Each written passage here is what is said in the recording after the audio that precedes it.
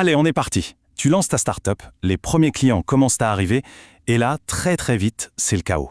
T'as des post-it partout, des infos qui se perdent dans des tableurs qui n'en finissent plus. On est tous passés par là.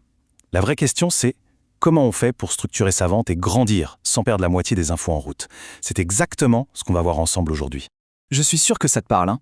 Au tout début, un petit fichier Excel, ça fait le job.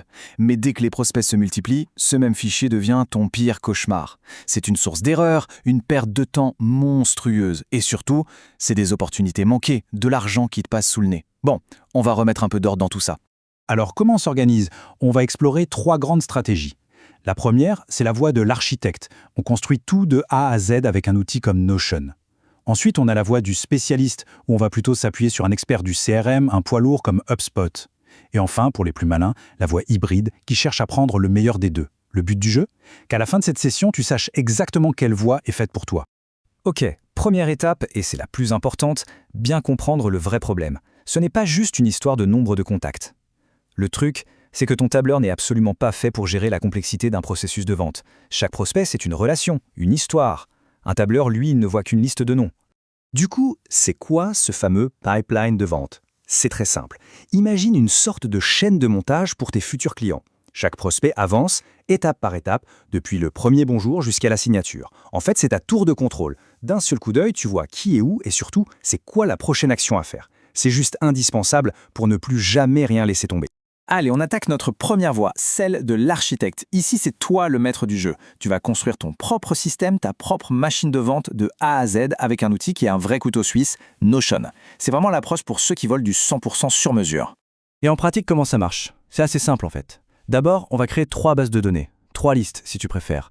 Une pour les contacts, une pour les entreprises et une pour les opportunités de vente. La vraie magie, c'est quand on va les relier entre elles. Tu peux lier un contact à son entreprise, puis une opportunité à ce contact. Et pour que ce soit visuel, on met tout ça dans un tableau Kanban, un peu comme un Trello, pour voir tes affaires avancer de colonne en colonne. L'avantage numéro 1, c'est clair, c'est la flexibilité. C'est ton outil, tu le sculptes exactement comme tu veux, et en plus, ça ne te coûte quasiment rien au début. C'est génial pour tout centraliser, tes notes de rendez-vous, tes projets clients, etc. Mais attention, le gros piège, il est là. Tout, absolument tout est manuel. La saisie des données, le suivi pour savoir si un email a été ouvert, ça peut vite devenir un travail à plein temps si ton équipe grandit. C'est vraiment le point de vigilance. Passons maintenant à la deuxième voie, celle du spécialiste. Là, on arrête le bricolage, on adopte une solution clé en main, un outil comme HubSpot qui a été pensé, conçu, optimisé par des centaines d'ingénieurs pour une seule et unique chose, t'aider à vendre. Dans le jargon HubSpot, une opportunité commerciale, on appelle ça une transaction ou un deal. Chaque deal va vivre sa vie et avancer dans un pipeline très visuel. C'est vraiment le cœur du réacteur. C'est une approche hyper structurée, conçue pour te guider et s'assurer que tu ne laisses rien au hasard.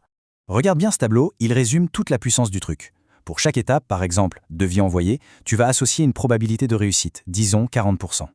La force de ça, c'est que le CRM va calculer automatiquement ton chiffre d'affaires prévisionnel. Pour un deal à 10 000 €, il va pondérer et anticiper 4 000 € de revenus. C'est comme ça qu'on passe d'une gestion au doigt mouillé à de vraies prévisions business fiables.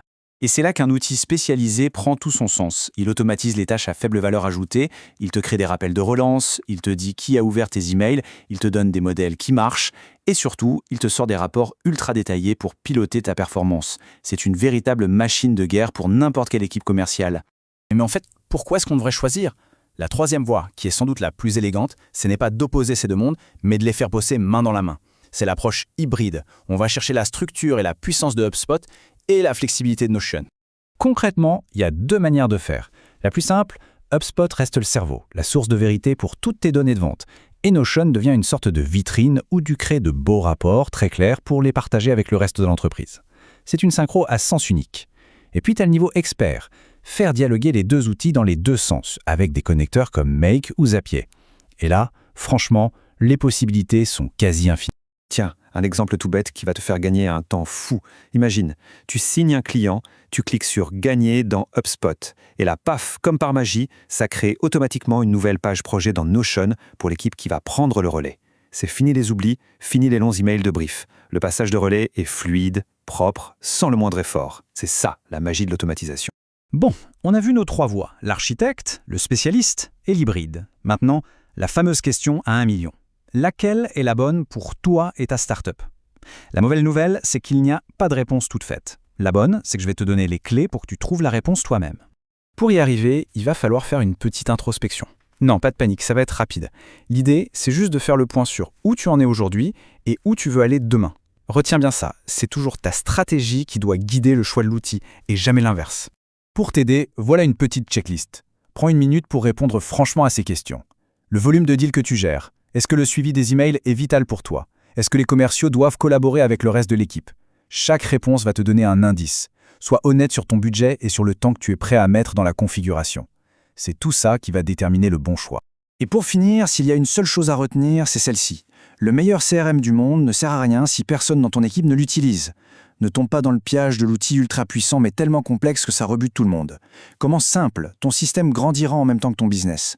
La vraie question, ce n'est pas quel est le meilleur CRM, mais plutôt quel est le bon CRM pour moi, ici et maintenant.